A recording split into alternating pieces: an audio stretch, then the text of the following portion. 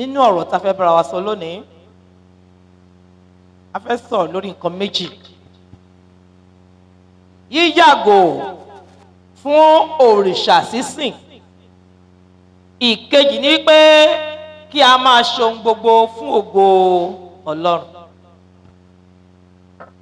Nínú orin Kérúbù Séráfù ó ní pé Ọlọ́run kan lóòótọ́ ká sì fẹ́ràn rẹ̀ láfẹ̀tàn, a kò gbọ́dọ̀ bọ òrìṣà nítorí ohun asán ni. Kí ló pé ohun asán ni? Ère tó gbẹ́ sílẹ̀ tí ò lè sọ̀rọ̀ jáde, kí ló ń forí balẹ̀ fún? Owó fún ara ẹ̀ gan òrìṣà ló jẹ́ lọ́tọ̀ tiẹ̀. Owó ṣàkóso òrìṣà kan náà lówó. Òrìṣà lówó àfi kí n lọ jakútọ̀, èèyàn jakútọ̀, àfi kí n lọ. Mo fẹ́ sọ gbèsè, mo fẹ́ sọ kínní, mo fẹ́ ra gbá, mo fẹ́ ra gbọ̀n. Ohun ayé á ṣe kí ni? Abayé lọ. Ẹ má jẹ́ kí a fi ẹ̀mí wa lélẹ̀ láti máa sin òrìṣà. Ohun tá a gbé kalẹ̀ tí ò lè sọ̀rọ̀. Ẹ jẹ́ ká sá fún ẹ̀ṣẹ̀ láti máa sin òrìṣà. Ìkejì ni wípé owó náà dẹ̀ tún lè ṣù, òun tán ni òrìṣà. Owó yẹn ló ń payàn, òun náà ló ń láyàn. Àwa ń sìn gẹ́gẹ́ bí ẹ̀yin sin Ọlọ́run. Ọjọ́ ìsinmi tó yẹ kẹ́ sin Ọlọ́run, ẹ lọ sin owó, ẹ lọ sin òrìṣà owó. Ẹ jẹ́ kí a yẹra fún. Ẹ jẹ́ kí a yẹra fún. Ẹ bá mi wo Deuteronomy 32:17 kí ló wí? Deuteronomy 32:17 kí ló sọ ńbẹ̀? Yes ma. Wọ́n rúbọ sí ìwìn búburú. Wọ́n rúbọ sí ìwìn búburú. Tí kì í ṣe Ọlọ́run. Tí kì í ṣe kí ni o? Tí kì í ṣe Ọlọ́run. Ṣé Ọlọ́run nìyẹn? Ìwìn. Àwọn ère tá gbé kalẹ̀. Àwọn eku tá gbé kalẹ̀ tá à ń bọ́ tá à ń sìn. Tá lò bí yẹn ló fẹ́ gbà wá. Ṣó lè gbà wá? Yes. Sí òrìṣà tí wọn kò mọ̀ rí. Yes. Sí òrìṣà tí ó wù ní titun. Sí òrìṣà tí ó wù ní titun. Tó wù ní titun. Yes. Tí àwọn bàbá yín kò bẹ̀rù. Tí àwọn bàbá yín gan kò bẹ̀rù. Òun lẹ lọ ń ṣe jókòó mà. Kí là ń ṣe léyìí fún? Láti máa tọ òrìṣà lẹ́yìn. Láti máa sin òrìṣà. Láti máa sẹ̀mí èṣù. Òun kọ́ ló dá ẹ. Ọlọ́run ló dá ẹ. Bíbélì sọ wípé rántí ẹlẹ́dàá rẹ nígbà èwe rẹ. Nígbà tọ́jú ebi ṣe kí ni o? Kò tí ì dé. Ẹ ká sá fún òrìṣà bíbọ. Ọlọ́run tí à ń sìn yìí, òun ló tó gbójúlé, òun ló tó fẹ̀yìntì, òun ló lè ṣògo fún wa. Hallelujah. Hallelujah. Ẹ wo bí tá a kà lẹ́ẹ̀kan yẹn náà, tá a kà ní ẹsẹ̀ Ọlọ́run ìní. 1 Corinthians 10:14-17 kí ló wí? 14 and 20. Yes. Ẹ̀yin olùfẹ́ mi. Ẹ̀yin ìjọ ìpìlẹ̀ Kristi. Ẹ sá fún ìbọ̀rìṣà. Ẹ sá fún ìbọ̀rìṣà. Òdodo jàyè. Ọjọ́ kútọ̀, ọjọ́ Sunday, àfi kí n lọjà lọ́nà kútọ̀. Àtọmọ Aládéwúrà, àtọmọ alàgbà. Òdodo jàyè. Ó di kútọ̀. Ọlọ́run á dáríjì wá. Yes, 14 yẹn kí ló wí? Èmi sọ̀rọ̀ bí ẹni pé fún ọlọ́gbọ́n. Èmi sọ̀rọ̀ bí pé fún ọlọ́gbọ́n. Yes. Ẹ gba èyí tí mo rí lò. Ọ̀rọ̀ tí mò ń sọ yìí, ẹ ká gbàárò, ẹ sì jẹ́ ká tiẹ̀ fi ọjọ́ kútọ̀ yẹn lẹ̀, ọjọ́ Sunday, ká fi sin Ọlọ́run, ká fi fìrègùn wọ́n jọ Ọlọ́run gbà tí ìṣòro bá dé. Wípé Olúwa mo dẹ̀ ń sìn ọ́, ìwọ ló kì í fọjá kútọ̀ lẹ̀, ìwọ ló kì í máa sin owó mọ́, ìwọ ló kì í máa sin òrìṣà mọ́. Mo dẹ̀ ti sìn ọ́, Olúwa gbọ́ ẹ̀bẹ̀ mi, á dẹ̀ gbọ́. Yes. Aago ìbùkún tí àwa ń súnlé sí. Yes. Ìdàpọ̀ ẹ̀jẹ̀ Kristi ṣe. Ìdàpọ̀ ẹ̀jẹ̀ Kristi kọ́ iṣẹ́ yẹn pé aago ìbùkún tá à ń súre sí ẹ̀jẹ̀ Jésù ló wà níbẹ̀. Òun là ń kù nínú orí òkè yìí lájọ ń jẹ. Ó ní mo fẹ́ jẹ nínú rẹ̀ o, mo fẹ́ mu nínú rẹ̀ o, kémi léye. Ọ̀rọ̀ rẹ̀ dàbí igi àjàrà o, tàgbìn sétí pa odò tó. Ọ̀rọ̀ Ọlọ́run, ẹ̀jẹ̀ Jésù yìí, ẹ̀mí kan náà ni. Òun lájọ ń sọ lórí òkè yìí, òun lájọ dìmọ́, òun lájọ ń sìn. Tí ṣe ẹ̀mí kan, ara kan. Yes, kí ni 20 yẹn sọ ma? ṣùgbọ́n ohun tí mò ń wí ni pé yes. ohun tí àwọn kèfèrí fi ń rúbọ àwọn táwọn òdodo ìjà ìfín rúbọ wọ́n fi ń rúbọ sí tí àwọn àwọn ẹ̀mí èṣù gbogbo yes. kì í sì ṣe sí Ọlọ́run. ṣọlọ́run ni ọlọ́run kọ́ ó ní Jésù kígbe òní ẹgbà tó ń gbọ́ òrìṣà tẹ gbé kalẹ̀ tẹ gbójúlé alẹ́nu máa lè fọ òun lẹ gbójúlé. ẹ jẹ́ gbà ti Ọlọ́run, ẹ jẹ́ sin Ọlọ́run nígbà tí a lè tàṣì wà láàyè, nítorí ní ọjọ́ ìkẹyìn ohun gbogbo tèmi àti yín bá ṣe òun lájọ jí fún Ọlọ́run. ohun tó dẹ̀ ń jẹ́rìí pé wá ó ń tẹ̀lé wa lẹ́yìn, ìyẹn ní òjìji wa. Praise the Lord. tó o bá bọ́ síbẹ̀ tó kọ̀ wá sọ pé mo yà foríbalẹ̀ kọ̀rọ̀kọ̀rọ̀ bí èèyàn kankan ò rí ẹ òjìji ẹ ṣe kí ni o, ó ti fara hàn, òun ló máa jẹ́rìí pé èmi àti ẹ lọ́jọ́ ìkẹyìn. Praise the Lord. Hallelujah. nítorí ìdí èyí ẹ jẹ́ ká yàgò fún ẹ̀ṣẹ̀, ká yàgò fún ìbọ̀rìṣà. nínú òfin sọ fún wa pé má ṣe já èrèkèrè fún ara rẹ, má ṣe tọ òrìṣà lẹ́yìn láti ṣe kí ni o, láti sìn wọ́n. ìjọ ìpìlẹ̀ Kristi ẹ ká sá fún bíbọ òrìṣà. lórúkọ Jésù èṣù ní jèmi àti yín lérè. Àmín Jésù. mo ní ẹ̀mí èṣù ò ní gbà ògo lórí ayé mi àti yín. Àmín Jésù. ẹ bá mi lọ sínú ìwé tí a kà náà lẹ́ẹ̀kan yẹn, ẹ lọ sínú ìwé ìfihàn orí 9 ẹsẹ̀ 20 kí ló sọ níbẹ̀? Revelation 9:20 kí ló sọ níbẹ̀? ìfihàn yes. àwọn ènìyàn yòókù tí a kò sì ti ipa ìyọnu wọ̀nyí pa kò sí ronúpìwàdà iṣẹ́ ọwọ́ wọn kí wọn kí ó má ṣe sin àwọn ẹ̀mí èṣù. kí a má ṣe sin kí ni o, ẹ̀mí èṣù. ó ní má ṣe bá wọn kẹ́gbẹ́, má ṣe ní àjọpín pẹ̀lú wọn, má ṣe bá wọn ní àjọpín, má ṣe bá èṣù ní àjọpín. Hallelujah. má ṣe bá wọn ṣe alájọpín nínú bẹ́ẹ̀. tí ẹ bá wo ẹsẹ̀ 20 níbi tá a kà ní èní gangan 1 Corinthians 10:20 yẹn, má ṣe bá wọn kẹ́gbẹ́, má ṣe bá wọn jẹ àjọpín, má ṣe bá wọn jẹun níbẹ̀, má ṣe lọbẹ̀ lọ bá wọn jẹun. èmi kò sì fẹ́ kẹ́yìn kí ó bá àwọn ẹ̀mí èṣù ṣe. ilẹ̀ wíwà. èmi kò sì fẹ́ 20 yes èmi kò sì fẹ́. ibẹ̀ kọ́ ló ti bẹ̀rẹ̀. last verse. rárá mà verse 20. bẹ́ẹ̀ ni èmi kò sì ok ṣùgbọ́n ohun tí mò ń wí ni pé ohun tí àwọn kèfèrí fi ń rúbọ wọ́n fi ń rúbọ sí àwọn ẹ̀mí èṣù. wọ́n fi ń rúbọ sí àwọn ẹ̀mí èṣù. kì í ṣe pé ẹlẹ́lùmọ̀ lẹ́pẹ̀lẹ́ mà èṣù náà ní agbára títí ẹ̀, Ọlọ́run náà ló fún ní agbára, ṣùgbọ́n nígbà tó fẹ́ gbàgbára tó fẹ́ gbìyànjú Ọlọ́run dà sáyé kó máa dayé rú. ẹni tó bá dé wàá gbé èṣù láyè lọ́kàn ẹ̀ á máa dayé ẹ̀ láàmú ni. sọ pé èṣù ní dà mí láàmú. èṣù ní dà mí láàmú. yes. èmi kì í sì ṣe sí Ọlọ́run. yes Ọlọ́run kọ́. èmi kò sì fẹ́ kí ẹ̀yin kí ó bá àwọn ẹ̀mí èṣù ṣe àjọpín. sọ fún ẹ tó wà lẹ́gbẹ̀ẹ́ wípé má ṣe bá ẹ̀mí èṣù ṣe alájọpín. ẹ má ṣe bá ẹ̀mí èṣù ṣe alájọpín. sọ pé ṣé o la etí ẹ? ṣé o gbọ́? má bá wọn kẹ́gbẹ́ pọ̀, má lọ bá wọn jẹun níbẹ̀. ẹ̀mí èṣù, àwọn kèfèrí, àwọn olórìṣà, má bá wọn ní ìjẹta òdòdó jàyè. ṣùgbọ́n àwọn kan lọ bí wọ́n lọ wòrán òdòdó jàyè. ẹ̀yin ò mọ̀ pé spiriti kan tó ń bá àwọn òdòdó jàyè rìn lẹ́yìn. àwọn spiriti èṣù á kọlù wọn ni. àwọn ẹ̀yin tẹ́ ẹ lọ yẹn gbogbo ẹ̀mí èṣù lára yín mo gbọ̀n jáde lára yín.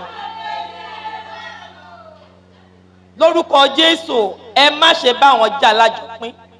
tó o bá ti ń bá wọn ṣe, tó lọ ń pabì níbẹ̀, tó ń forí balẹ̀ níbẹ̀, mọ́ tó ti ń jẹ efuru ńbẹ̀, ẹ ti jẹ wẹwẹ gbogbo ẹ tẹ́tí jẹ́ ńbẹ̀, má ṣe bá wọn jẹun papọ̀ mọ́. ìmẹ́pọ̀ kí ni Kristi sì ní pẹ̀lú Bẹ́líálì. ẹ pẹ̀lẹ́pẹ̀lẹ́ máa mú pẹ̀lẹ́pẹ̀lẹ́ máa má ṣe bá wọn kẹ́gbẹ́ mọ́. ẹ wo hallelujah.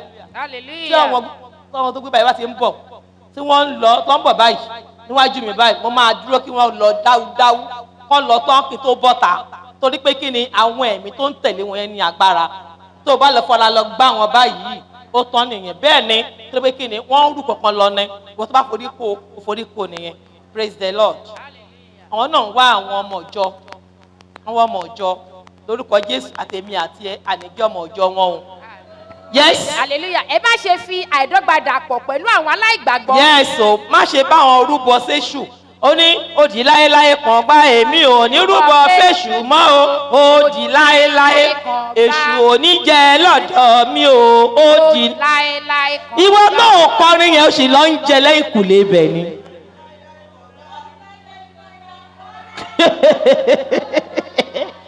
Sọ pé já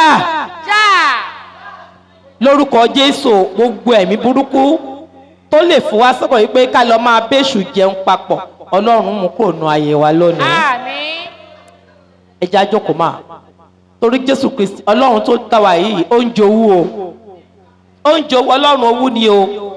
So torí ìdí eléyìí má bá wọn kẹ́gbẹ́ pọ̀ lórúkọ Jésù Kristi. Ẹ̀mí burúkú tó máa fà wá lọ sí àmì ẹ̀mí èṣù Ọlọ́run ò ní jẹ́ wọnú ayé mi àti. Yes. Níbẹ̀ yẹn náà o ò lè máa sin Ọlọ́run kó o tún máa sin èṣù pọ̀. Ó máa takora wọn.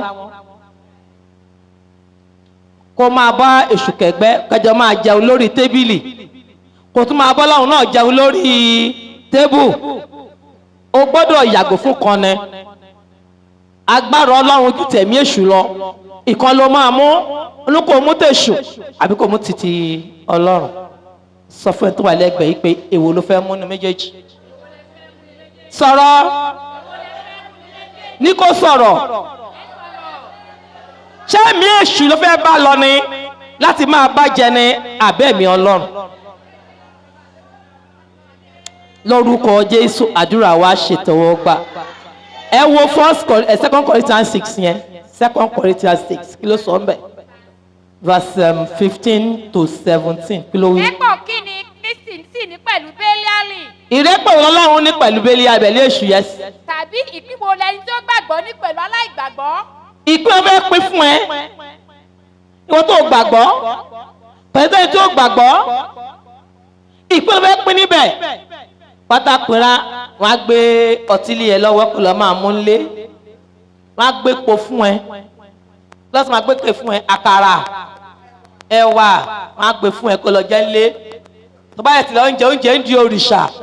Tó sọ fáyà tó tún sọ kíní kan fẹ́ kọrin kan. Ẹni tó ń pe gábí kan tó ń pe kíní kan kìnnà tó tún ṣe kíní kan kìnnì kan. Ọlọ́run ọpọlọ ó fẹ́ ìtọ́jú ńlá. Ẹni tó ń pe Jésù tó tún lọ pé yépa Ọlọ́run ọpọlọ. Lórúkọ Jésù èmi àtìyàn ní lárùn ọpọlọ. Àmín Jésù. Now ìkejì ni wípé ká máa ṣòǹgbò fún ògo Ọlọ́run. Báwo la ṣe lè ṣòǹgbò fún ògo Ọlọ́run? Àkọ́kọ́ ni pé má wá èrè ara ti ẹnìkankan. Wípé tó bá ní kò ṣe kọ́ nínú ìjọ Ọlọ́run àbí nínú ẹgbẹ́ tó bá wà ní o àbí nínú ọkọ ẹ̀ ní o níbi tó bá gbé wà má wá èrè tè wípé mo fẹ́ rówó níbẹ̀ fẹ́ rí gẹ̀ níbẹ̀. Jẹ́ kí Ọlọ́run kó pín ẹ lérè ẹ̀. Ṣòǹgbò fún ògo Ọlọ́run kó lè pín ẹ ní èrè. Hallelujah. Hallelujah. Wọ́n bá fún ẹ lówó chọ́ọ̀chì lọ ra gbá sí chọ́ọ̀chì o. Ó bá ní 20,000. Ó dẹ̀ pè fún jọ ní 40,000. Ṣé o ti mọ̀ wípé o ò ṣe fún ògo Ọlọ́run? Bẹ́ẹ̀ ni wípé o ti gbẹ èrè rẹ ná. Onígbà tí gbèrè ẹ kò lè gbèrè lọ́dọ̀ Ọlọ́run mọ́. Meanwhile, èrè lọ́dọ̀ Ọlọ́run dẹ̀ ju tènìyàn lọ.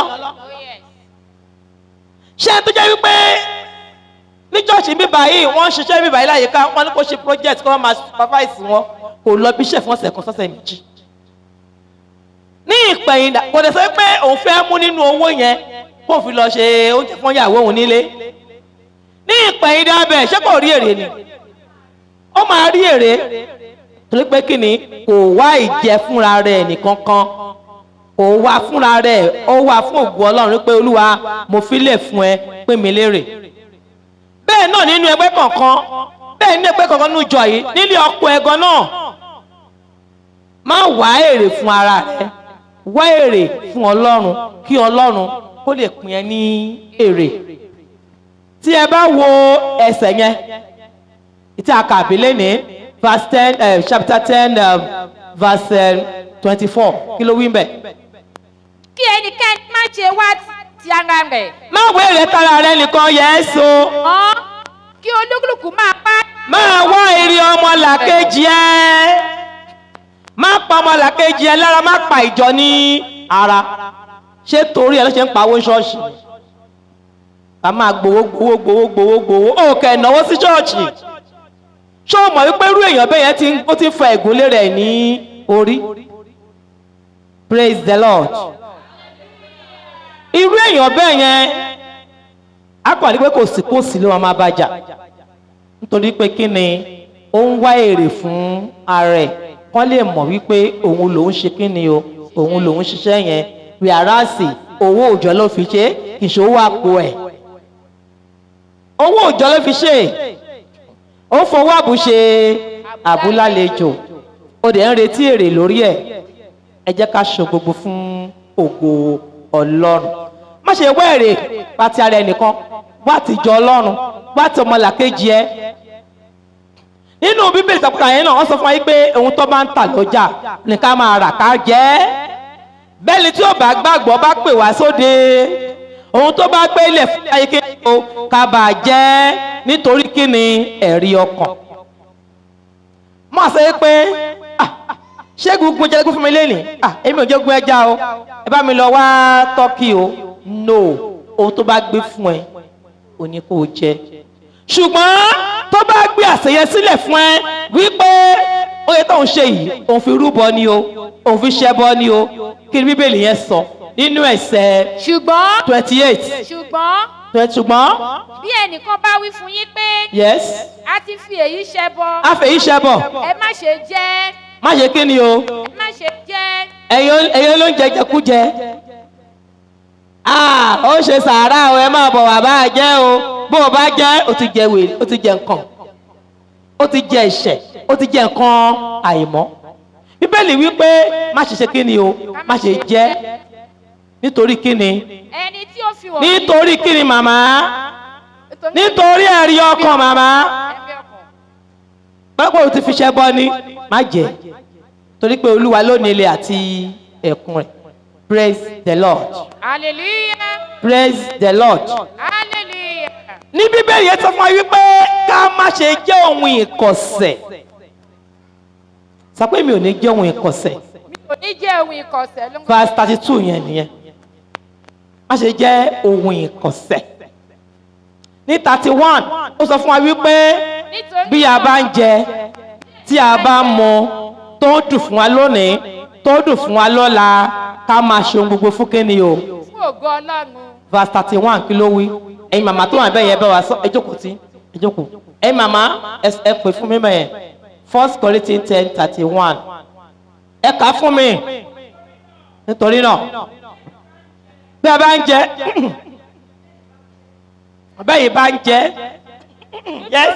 Nítorí náà, tí ẹ̀yin bá ń jẹ, Yes. tàbí tí ẹ̀yin bá ń mu, tàbí ohunkóhun tí ẹ̀yin bá ń ṣe, Ohunkóhun tẹ̀yin bá ń ṣe. ẹ máa ṣe gbogbo wọn fún ògo Ọlọ́run. Praise the Lord. Bí a bá ń ṣàjọ̀dún ẹgbẹ̀ẹgbẹ́, ẹ má ṣe fún ara yín, ẹ ṣe fún ògo Ọlọ́run. Ẹ má wá èrè ẹ fẹ́ rí ń bẹ̀, ẹ wá èrè lọ́dọ̀ Ọlọ́run.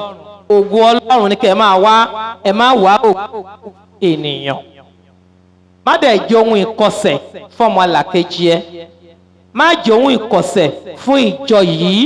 Gbogbo wa tá à ń sọ̀rọ̀ ẹ̀yìn nípa ti píkíníkì, wọ́n ti kọ́ ọmọ wọn nílé, wọ́n ṣe kíní kan. Ẹ má ṣe jẹ́ ohun ìkọ̀sẹ̀. Nígbà tá a bá ń sọ yára, onítọ̀hún yẹn a ti kọ ẹ̀ṣẹ̀ sílẹ̀ níwájú Ọlọ́run.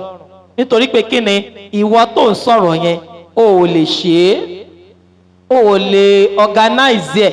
Àwọn tó dẹ̀ wà tún organize ẹ̀, ẹ̀ tún sọ̀rọ̀ sí wọn kọ́ lè jókòó kọ́ dàbí tiyín, kọ́ dàbí mo ti dà. Sọ pé jà.